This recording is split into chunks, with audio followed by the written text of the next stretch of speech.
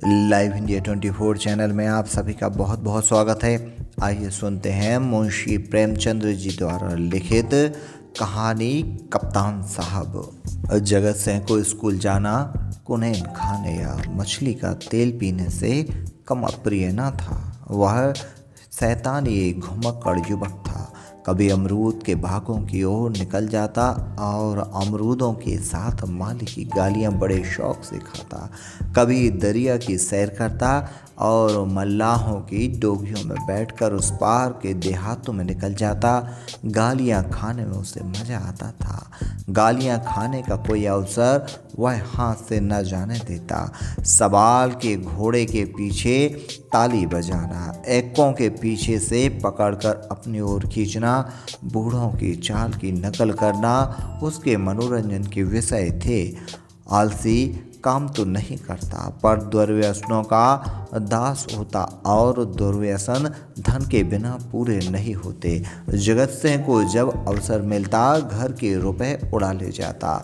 नगद न मिले तो बर्तन और कपड़े उठा ले जाने में भी उसे संकोच न होता था। घर में शीशियाँ और बोतलें थीं, वह सब उसने एक एक करके गुदड़ी बाजार पहुंचा दी।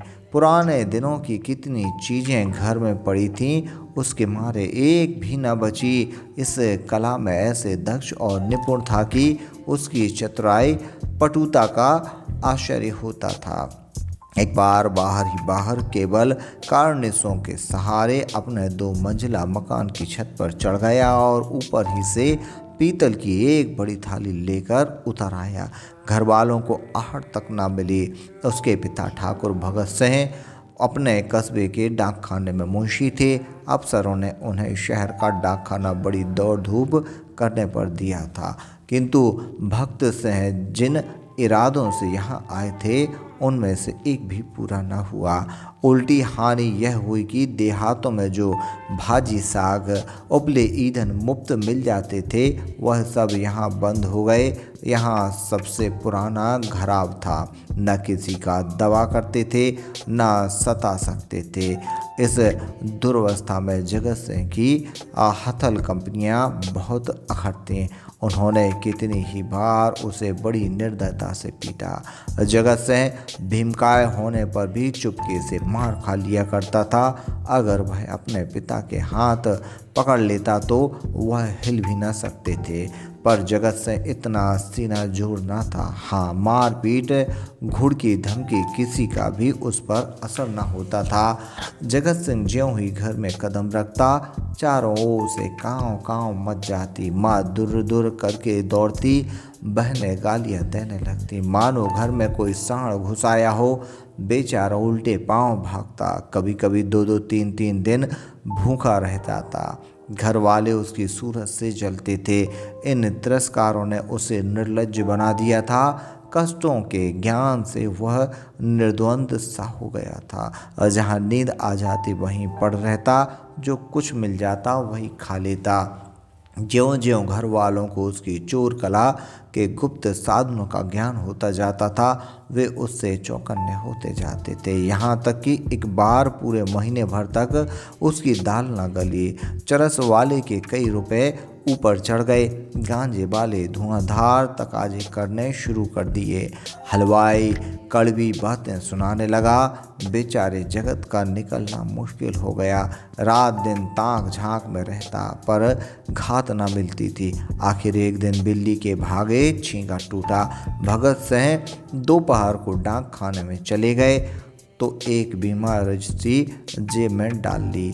कौन जाने कोई हरकारा या डाकिया शरारत कर जाए, किंतु घर आने तो लिफाफे को अचकन की जेब में निकालने की सुध न रही।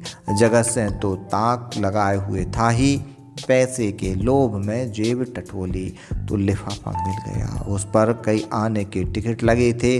वह कई बार टिकट चुराकर आधे दामों पर बेच चुका था। चट लिफाफा उड़ा दिया। यदि उसे मालूम होता कि उसमें नोट हैं तो कदाचित वह न छूता, लेकिन जब उसने लिफाफा फाड़ डाला तो उसमें से नोट निकल पड़े तो वह बड़े संकट में पड़ गया। वह फटा हुआ लिफाफा गला फाड़ फाड़ कर उसके दुष्कृत को धिक्कारने लगा। उसकी दशा उस शिकारी की सी हो जाती जो चिड़िया को शिकार करने जाए और अनजाने में किसी आदमी पर निशाना मार दे। उसके मन में पश्चाताप था, लज्जा थी, दुख था, पर उसे भूल का दंड सहने की शक्ति न थी। उसने नोट लिफाफे में रख दिए और बाहर चला गया। गर्मी के दिन थे। दोपहर को सारा घर सो रहा था, पर जगत की आंखों में नींद न थी। आज उसकी बुरी तरह कुंदी होगी, उसके संदेह न था। उसका घर पर रहना ठीक नहीं। 10-5 दिन के लिए उसे कहीं खिसक जाना चाहिए, तब तक लोगों का क्रोध शांत हो जाएगा। लेकिन कहीं दूर गए बिना काम न चलेगा। बस्ती में कई दिन तक अज्ञातवास नहीं कर सकता। कोई ना कोई जरूर उसका पता देगा और वह पकड़ लिया जाएगा। दूर जाने के लिए कुछ ना कुछ खर्च तो पास होना ही चाहिए।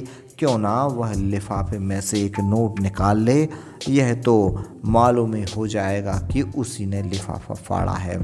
फिर एक नोट निकाल लेने में क्या हानि है, दादा के पास रुपए तो हैं ही, झक मार कर दे देंगे। यह सोचकर उसने 10 रुपए का एक नोट उड़ा लिया। मगर उसी वक्त उसके मन में एक नई कल्पना का प्रादुर्भाव हुआ। अगर ये सब रुपए लेकर किसी दूसरे शहर में कोई दुकान खोल ले तो बड़ा मज़ा हो। फिर एक एक पैसे के लिए उसे क्यों किसी की चोरी करनी पड़े। कुछ दिनों में वह बहुत सा रुपए जमा करके घर आएगा तो लोग कितने चकित हो जाएंगे। उसने लिफाफे को फिर निकाला और उसमें कुल 200 रुपए के नोट थे। 200 में दूध की दुकान खूब चल सकती है। आखिर मुरारी की दुकान में 2-4 कढ़ाव और 2-4 पीतल के थालों के सिवा और क्या है। लेकिन कितने ठाठ से रहता है और रुपयों की चरस उड़ा देता है। एक एक दांव पर 10-10 रुपए रख देता है। नफ़ा ना होता तो वह ठाठ कहाँ से निभाता। इस आनंद कल्पना में वह इतना मग्न हुआ कि उसका मन उसके काबू से बाहर हो गया। जैसे प्रवाह में किसी के पांव उखड़ जाएं और वह लहरों में बह जाए। उसी दिन शाम को वह बम्बई चल दिया। दूसरे ही दिन मुंशी भगत सिंह पर गबन का मुकदमा दायर हो गया। मुंबई में किले में मैदान में बैंड बज रहा था और राजपूत रेजिमेंट के सजीले सुंदर जवान कवायद कर रहे थे। जिस प्रकार हवा बादलों को नए नए रूप में बनाती और बिगाड़ती है, उसी भांति सेना का नायक सैनिकों को नए नए रूप में बना बिगाड़ रहा था। जब कवायद खत्म हो गई तो एक छरहरे ढील का युवक नायक के सामने आकर खड़ा हो गया। नायक ने पूछा, क्या नाम है? सैनिक ने फौजी सलाम करके कहा, जगत सिंह। क्या चाहते हो? फौजी, मैं भर्ती होना चाहता हूँ। मरने में तो नहीं डरते? बिल्कुल नहीं, राजपूत हूँ, बहुत कड़ी मेहनत करनी पड़ती है। वह बोला, इसका भी डर नहीं। अधिकारी ने बोले, अदन जाना पड़ेगा। वह बोला, खुशी से जाऊंगा। कप्तान ने देखा बला का हाजिर जवाब, मन चला हिम्मत का धनी जवान है, तुरंत फौज में भर्ती कर लिया। तीसरे दिन रेजिमेंट अदन को रवाना हुआ। मगर ज्यों ज्यों जहाज आगे चलता जाता था, जगत का दिल पीछे रह जाता। जब तक जमीन का किनारा नजर आता रहा, वह जहाज की डेक पर खड़ा अनुरक्त नेत्रों से उसे देखता रहा। जब वह भूमि तट जल में विलीन हो गया तो उसे एक ठंडी सांस ली और मुँह ढांप कर रोने लगा।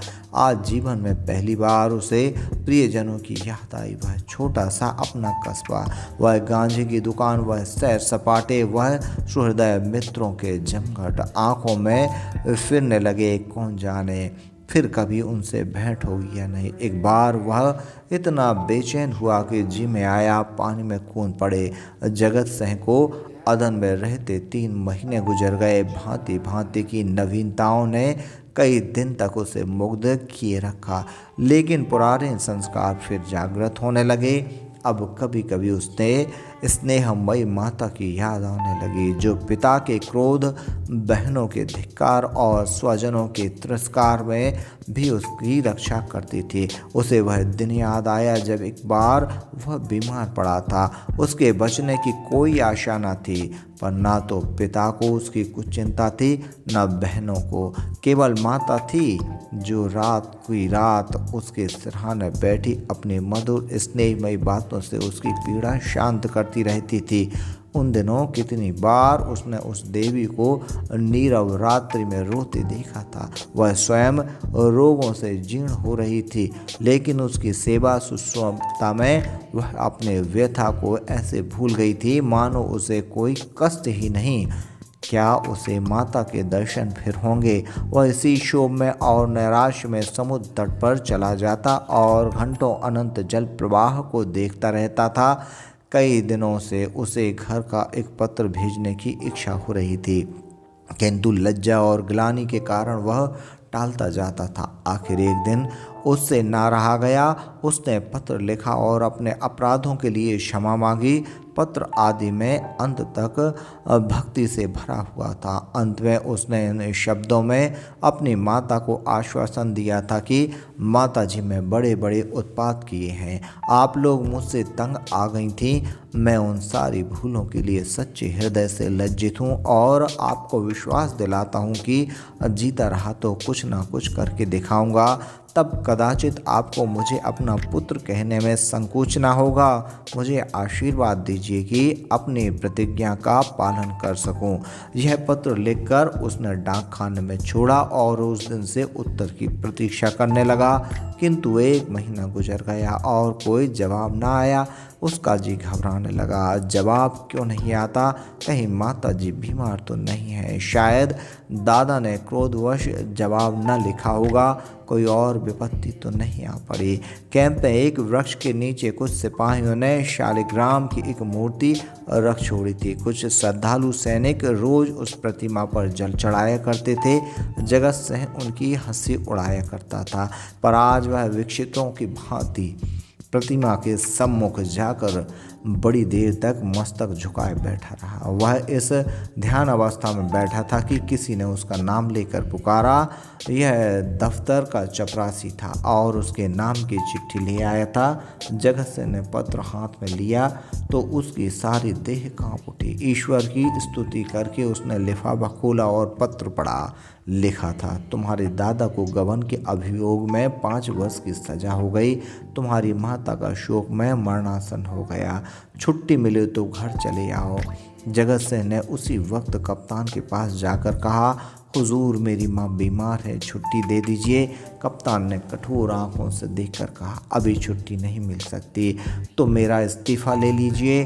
कप्तान बोला, अभी इस्तीफा नहीं लिया जा सकता। वह बोला, मैं अब एक क्षण नहीं रह सकता। कप्तान ने कहा, रहना पड़ेगा, तुम लोगों को बहुत जल्द लाम पर जाना पड़ेगा। वह बोला, लड़ाई बिछ गई, आह तब मैं घर नहीं जाऊंगा। हम लोग कब तक यहाँ से जाएंगे? वह बोला, बहुत जल्द, 2 ही 4 दिनों में। 4 वर्ष बीत गए। कैप्टन जगत सिंह का सा योद्धा उस रेजिमेंट में नहीं है। कठिन अवस्थाओं में उसका साहस और भी उत्तेजित हो जाता है। जिस मुहिम में सबकी हिम्मतें जवाब दी जाती हैं, उसे सर करना उसी का काम है। हल्ले और धाबे में वह सदैव सबसे आगे रहता। उसकी त्योरियों पर कभी मैल नहीं आता। उसके हाथ ही वह इतना विनम्र, इतना गंभीर, इतना प्रसन्न चित्र है कि सारे अफसर और मातहत उसकी बढ़ाई करते हैं। उसका पुनर्जीवन सा हो गया। उस पर अफसरों को इतना विश्वास है कि अब वे प्रत्येक विषय में उससे परामर्श करते हैं। जिससे पूछिए वही वीर जगत सिंह की वीरदावली सुना देगा। कैसे उसने जर्मनों की मैगजीन में आग लगाई, कैसे अपने कप्तान की मशीन गनों की मार से निकाला, कैसे अपने एक मातहत सिपाही को कंधे पर लेकर निकल आया। ऐसा जान पड़ता है उसे अपने प्राणों का मोह ही नहीं, मानो वह काल को खोजता फिरता है। लेकिन नित्य रात्रि के समय जब जगत सिंह को अवसर मिलता, वह अपनी छोलदारी में अकेले बैठकर घर वालों को याद कर लिया करता है। 2-4 आंसू की बूंद अवश्य गिरा देता है। वह प्रति मास अपने वेतन का बड़ा भाग घर भेज देता है और ऐसा कोई सप्ताह नहीं जाता जब वह माता को पत्र न लिखता हो। सबसे बड़ी चिंता उसे अपने पिता की है, जो आज उसी के दुष्कर्मों के कारण कारावास की यातना झेल रहे। हाय, वह कौन दिन होगा जबकि वह उनके चरणों पर सिर रखकर अपना अपराध क्षमा कराएगा और वह उनके सिर पर हाथ रखकर आशीर्वाद देगा। 4.25 वर्ष बीत गए। संध्या का समय है। नैनी जेल के द्वार पर भीड़ लगी हुई है। कितने ही कैदियों की म्याद पूरी हो गई। उन्हें लिवा जाने के लिए उनके घर वाले आए हुए हैं, किंतु बूढ़ा भगत सिंह अपनी अंधेरी कोठरी में सिर झुकाए उदास बैठा हुआ है। उसकी कमर झुककर कमान हो गई है, देह अस्थि पंजर मात्र रह गई है। ऐसा जान पड़ता है कि चतुर शिल्पी ने एक अकाल पीड़ित मनुष्य को मूर्ति बनाकर रख दी है। उसकी भी म्याद पूरी हो गई है, लेकिन उसके घर से कोई नहीं आया। आए कौन, आने वाला था ही कौन। एक बूढ़े किंतु हष्ट पुष्ट कैदी ने आकर उसका कंधा हिलाया और बोला, कहो भगत, कोई घर से आया? भगत सिंह ने कंपित कंठ स्वर से कहा, घर पर है ही कौन? घर तो चलोगे ही। मेरे घर कहाँ है? तो क्या कहीं पड़े रहोगे? अगर ये लोग निकाल न देंगे तो यहीं पड़ा रहूँगा।